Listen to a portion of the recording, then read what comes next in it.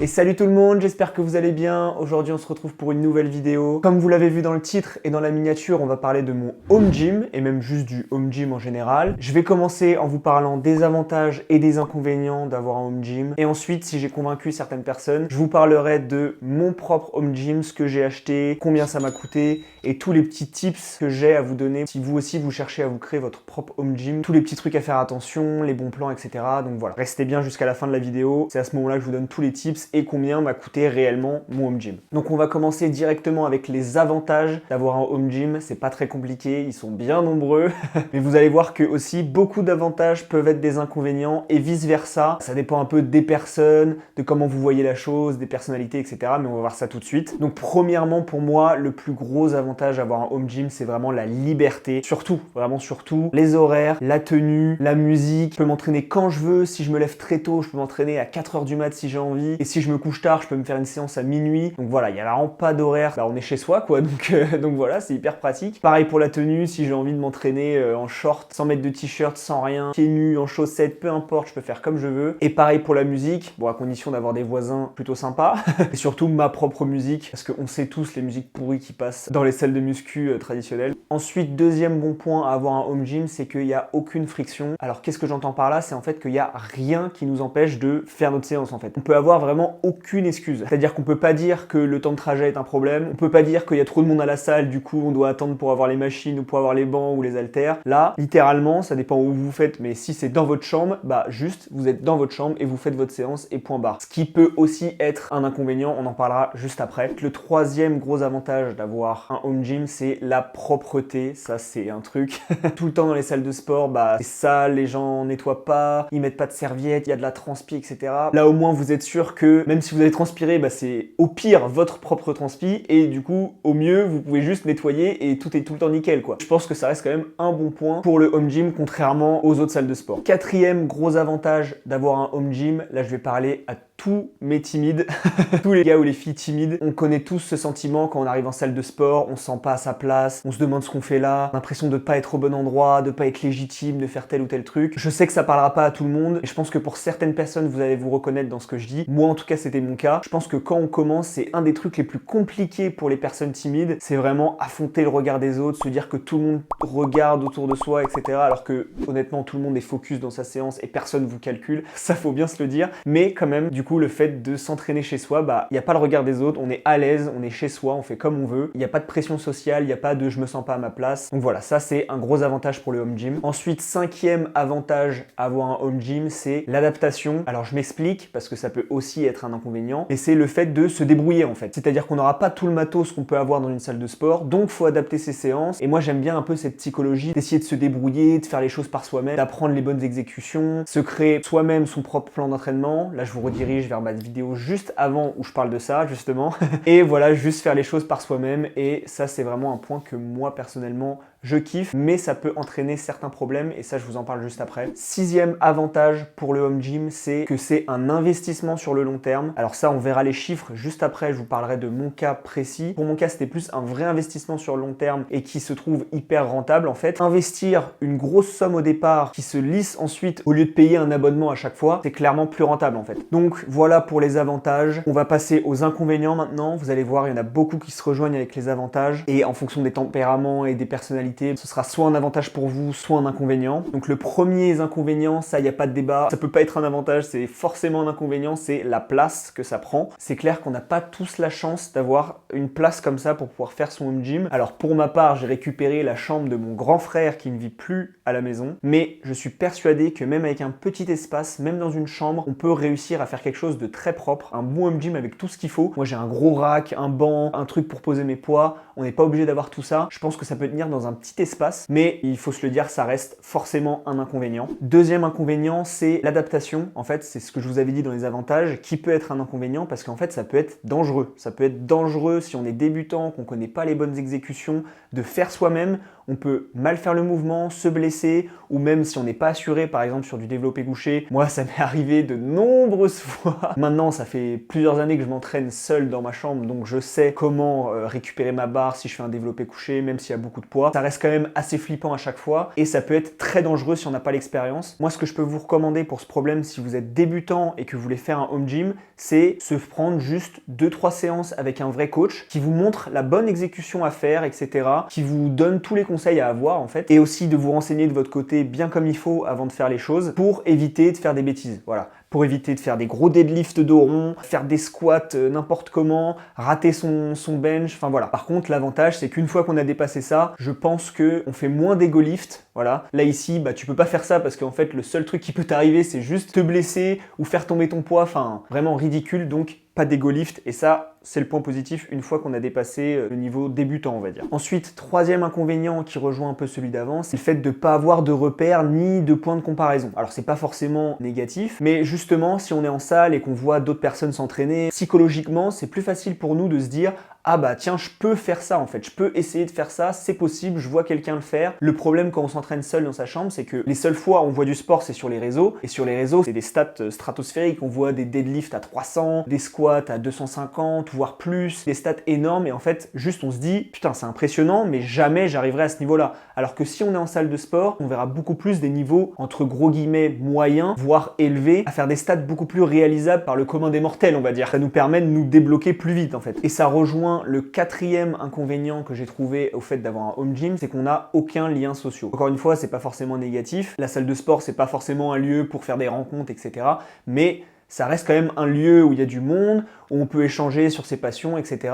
Là, c'est vrai que je suis toujours seul dans ma chambre, à part partager sur les réseaux, etc. J'ai pas trop d'interaction avec les autres. Moi, ça me dérange pas parce que je suis assez solitaire, mais ça peut déranger certaines personnes qui ont besoin de plus de liens. Donc voilà, je trouvais ça important de le mettre dans les inconvénients quand même. Ensuite, cinquième inconvénient que j'avais mis en avantage, c'est le fait qu'il n'y ait pas de friction. Alors ça peut paraître bête, mais quand tout est facile, bah, le cerveau, il a moins envie de le faire. En fait, c'est tellement facile qu'on se dit, bon bah c'est pas grave, je le ferai plus tard, je le ferai plus tard. De toute façon, ma salle, elle est là, je vais le faire. Et en fait, bah on recule et on le fait jamais. Personnellement, j'ai cette discipline de faire mes entraînements et basta, mais je sais que ça peut être un inconvénient pour certaines personnes. Et il y a aussi le truc des distractions, c'est-à-dire que si c'est notre chambre par exemple, ça se trouve, notre banc, et ben on s'assoit souvent pour scroller sur TikTok, etc. Et on associe ce banc par exemple au fait de scroller sur TikTok, et après quand on fait notre séance et qu'on se retrouve assis sur le banc et qu'on prend notre téléphone, et ben naturellement on va aller sur TikTok et on va scroller, et en fait on va juste être distrait et perdre notre séance quoi. Pour ça j'ai un tips qui est très important, je vous le donne maintenant, il y aura d'autres tips après, mais celui-là c'est spécifique pour ce point-là, c'est de vraiment bien séparer ces espaces, même si on n'en a pas beaucoup justement d'espace, c'est quand même très important de bien séparer.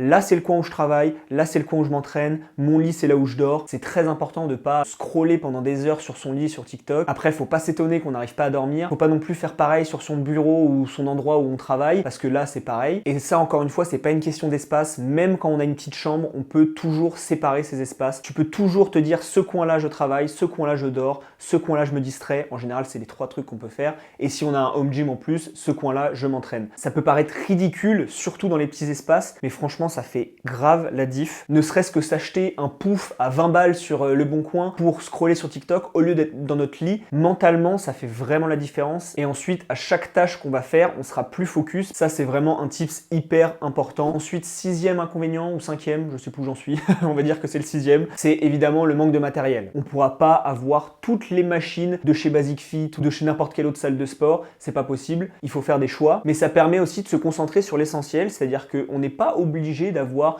la machine pour travailler le deltoïde antérieur, postérieur. On peut juste avoir une paire d'haltères, des barres, un banc et se construire un gros physique. Bon, j'en suis pas encore la preuve, mais vous inquiétez pas, je bosse pour. Je vais prouver que même avec un home gym, on peut se construire un gros physique sans forcément avoir tout le matériel hyper pointu, etc. Par contre, c'est vrai que la progression sera limitée quand même à un certain moment. On peut pas avoir 300 kg de poids chez soi. On peut pas avoir, comme je vous disais, tout le matériel en fait nécessaire. Donc je pense qu'on peut stagner à un certain certain moment, une fois qu'on n'a plus le matos, mais je pense que c'est vraiment, faut atteindre un certain niveau et que de débutant à moyen, voire plus, c'est largement faisable. Et ensuite, le dernier inconvénient que j'avais mis aussi du coup en avantage, mais c'est l'argent. Même si c'est rentable sur le long terme, sur le court terme, c'est quand même une grosse sortie d'argent d'un coup. Et je sais que ça peut être un problème pour beaucoup de gens. Bon voilà, maintenant que je vous ai évidemment convaincu pour avoir votre propre home gym, je vais vous montrer le mien en détail, tout ce que j'ai acheté, combien ça m'a coûté, et surtout vous donner tous les petits tips très importants à prendre en compte quand vous voulez avoir votre propre home gym. Le seul tips que je voulais vous dire avant de vous montrer tout ça, c'est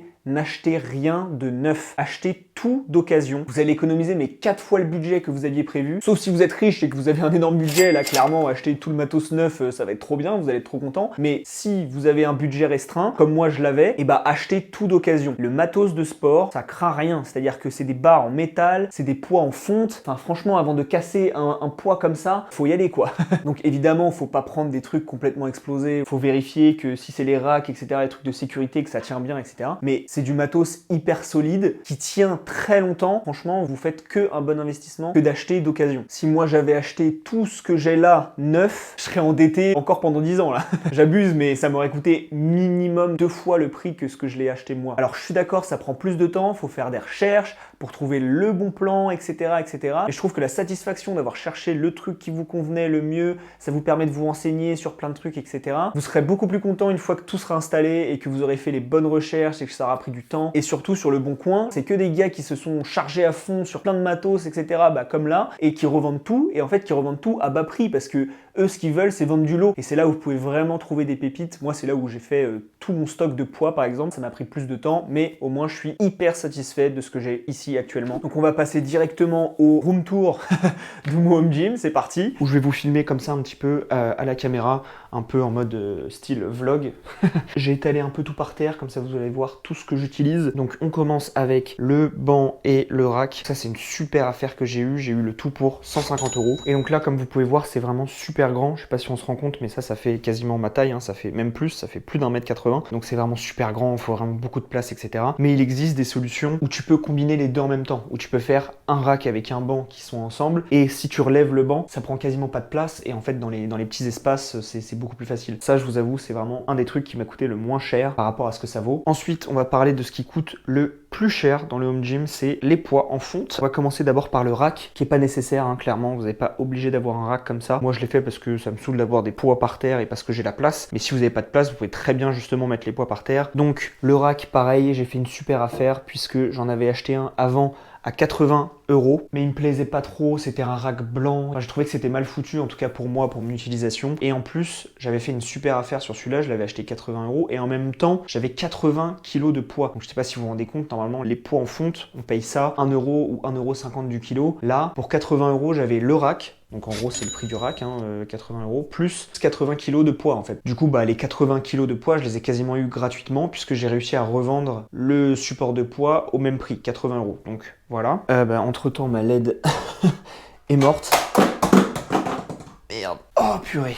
Bon, voilà. Bref, tout ça pour dire que sur tous les poids qu'il y a là, j'en ai payé quasiment la moitié, puisque du coup, les 80 kg, je les ai eu quasiment gratuitement. Donc, tout ça que je mets à part de cela, je vous en parlerai juste après. Mais tout ça, il y en a pour 188 kg de poids. Et je pense que ça a dû me coûter aux alentours de 100-150 €. Et il faut savoir aussi que tout ce qui est barres, donc les petites barres que vous avez là, les barres droites ou un peu... je sais même pas comment ça s'appelle, les barres comme ça, mais voilà. Et même celles-là, à chaque fois, c'est des packages. C'est-à-dire qu'à chaque fois, limite, on vous les offre quand vous achetez des poids, parce que les gens, ils les vendent avec les poids. Donc voilà, ça, je l'ai sûrement eu gratuitement. Pareil pour les barres en bas. Ça, c'est pareil, hyper bénéf. Et donc, on y vient, les gros poids comme ça. Donc ça, c'est des poids de 20 kg. C'est ce qui m'a coûté le plus cher, clairement, de tous les poids que j'ai ici. J'ai payé ça 2 € le kilo. Parce que ça, c'est un tips que je peux vous donner, c'est toujours regarder le poids au kilo. Et essayer, si vous achetez ça d'occasion, d'être toujours aux alentours de 1,50 € le kilo. Voilà, moi, c'est toujours ce que j'ai acheté, sauf comme je vous disais, les poids comme ça m'a coûté 2 € le kilo. Mais sinon, on est toujours aux alentours de 1,50 €. Et encore un autre tips, ne surtout pas acheter des disques en plastique. Les disques en plastique, souvent, c'est du sable qu'il y a dedans. Vous en mettez partout, j'en ai eu un moment. Ça prend plus de place sur les barres. Ça, faut vraiment faire attention. Toujours acheter de la fonte, mais vraiment n'acheter jamais de plastique et toujours regarder le prix au kilo. Du coup, sur les disques comme ça, comme je vous disais, moi, j'ai payé ça 2 € le kilo. Donc là, rien que là, les 4 disques, il y en a pour 160 €. Mais c'est parce que c'est vraiment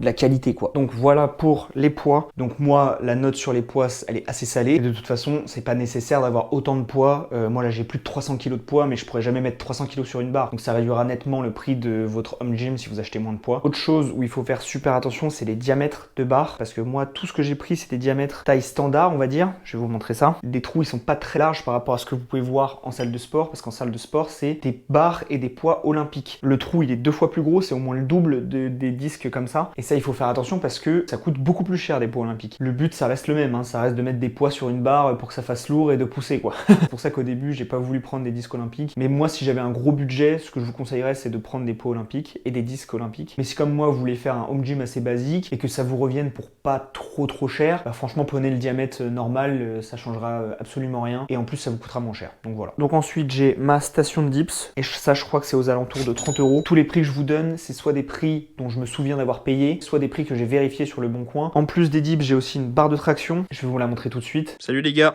Donc voilà, j'ai une barre de traction qu'on a faite avec mon père. On a tout vissé aux poutres pour que ce soit à la bonne taille quand je monte. Donc ça voilà, c'est une barre classique. Pareil, on peut trouver ça pour 10-15 € sur le Bon Coin. Pareil sur les anneaux que vous avez vu sur la vidéo, je vous ai pas dit le prix mais ça coûte une vingtaine d'euros. Et pour le punching ball, j'ai regardé aussi, vous pouvez trouver l'équivalent pour 30-40 €. Ensuite, j'ai tous les petits accessoires, donc les élastiques. Ça franchement, vous pouvez trouver des élastiques différents avec différents poids pour une vingtaine d'euros. Après ça, c'est des sangles, donc ça coûte 5 €. Et ça pareil, c'est une ceinture de lest. Et ça pareil, vous pouvez trouver ça pour 20 € à peu près, d'occasion toujours. Et ensuite, le dernier truc que moi j'ai pas acheté, sinon tout le reste c'est quasiment moi qui l'ai acheté, ou alors c'est des petits cadeaux, mais sinon le gros c'est moi qui l'ai acheté. Le seul truc gros que j'ai pas acheté, c'est les dalles au sol. Ça c'était offert par mes parents pour mon anniversaire, pour pas que j'explose le parquet justement. Mais je connais le prix, les dalles ici ça coûte 200 €. Comme vous pouvez le voir, normalement la chambre c'est du parquet, et là du coup c'est des dalles assez épaisses, comme ça on peut poser les poids sans exploser le sol en dessous. C'est un luxe, on va pas se mentir, mais ça fait vraiment la diff, et même niveau look,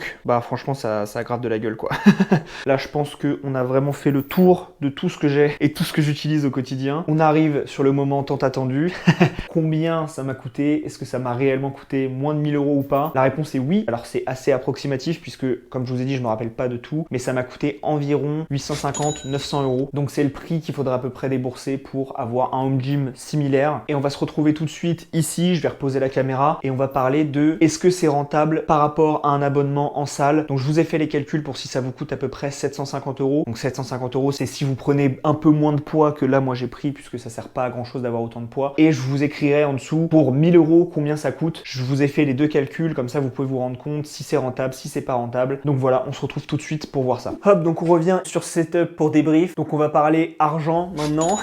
Vous allez voir qu'avoir une salle de sport qui coûte ce prix-là, c'est hyper rentable. Parce que si on prend par exemple Basic Fit, qui est je crois la salle la moins chère de France, l'abonnement le moins cher c'est 20 € par mois avec 20 € de frais d'inscription. Donc ça fait 260 € pour la première année et 240 € ensuite pour les années d'après, parce que bon bah on paye pas les frais d'inscription du coup. Et vous pouvez faire les calculs, c'est rentabilisé en moins de 3 ans si on prend un setup qui coûte 750 €. Donc en sachant qu'évidemment quand on fait du sport, bah en général on s'inscrit pas pour un an. Enfin moi perso je vois ça à long terme, ça fait plus de 3 ans que j'ai ma salle de sport et si je compte bien faire du sport pendant plus de 3 ans encore. Et surtout qu'une fois qu'on veut plus de son home gym, c'est pas de l'argent qu'on jette, c'est pas 750 € qu'on jette par les fenêtres. Tout ça, je peux le revendre sur le Bon Coin, quasiment le même prix que je l'ai acheté, puisque j'ai acheté de l'occasion et que ça se dégrade quasiment pas. Et du coup, niveau argent, bah en fait, je suis complètement gagnant. Parce que même si je le revends 500 € sur 3 ans, ça m'aura coûté 250 €, le prix de 1 an d'un abonnement à la salle, quoi. Donc voilà, c'est pas le cas pour tout le monde, parce qu'il y en a beaucoup qui achètent des choses beaucoup plus chères pour faire son home gym, qui achètent du neuf, ou voilà. Donc c'est pas forcément rentable. Moi, pour mon cas, c'est hyper rentable et je regrette à aucun moment, que ce soit au point de vue financier ou quoi, d'avoir acheté ce home gym. Pour conclure sur cette vidéo, je dirais que c'est comme à peu près tous les sujets, hein. C'est jamais soit noir, soit blanc.